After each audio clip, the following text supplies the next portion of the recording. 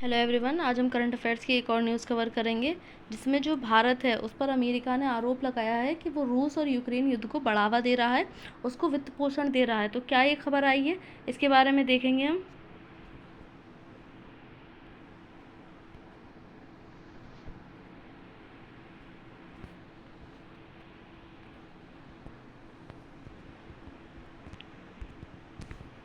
तो खबर क्या है।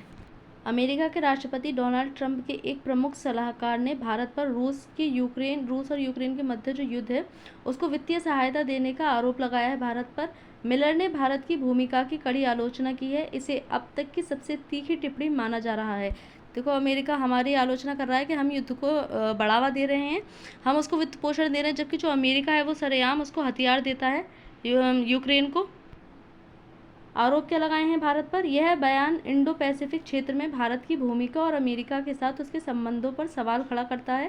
ट्रंप प्रशासन के अनुसार भारत का रूस से ऊर्जा खरीदना अप्रत्यक्ष रूप से युद्ध को समर्थन देना है। हम जो रूस से तेल खरीदते हैं उसको इन्होंने क्या नाम दे दिया है कि हम युद्ध को बढ़ावा दे रहे हैं, हम उसको वित्त पोषण दे रहे हैं।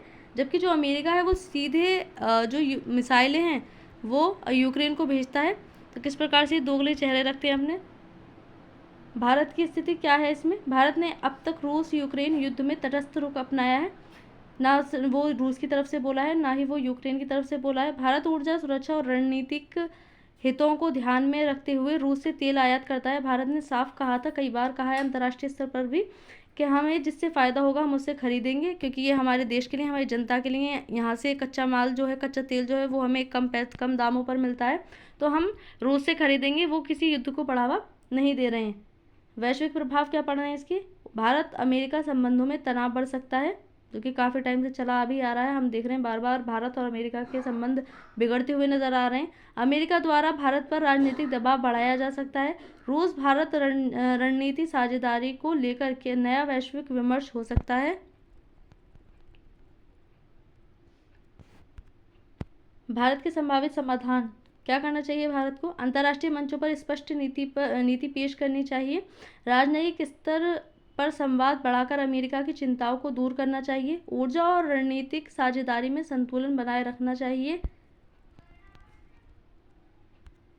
निष्कर्ष क्या निकलते हैं इसके। यह मुद्दा केवल भारत और अमेरिका के द्विपक्षीय संबंधों का नहीं है, बल्कि यह वैश्विक भू राजनीति में भारत की भूमिका को लेकर भी महत्वपूर्ण मुद्दा है।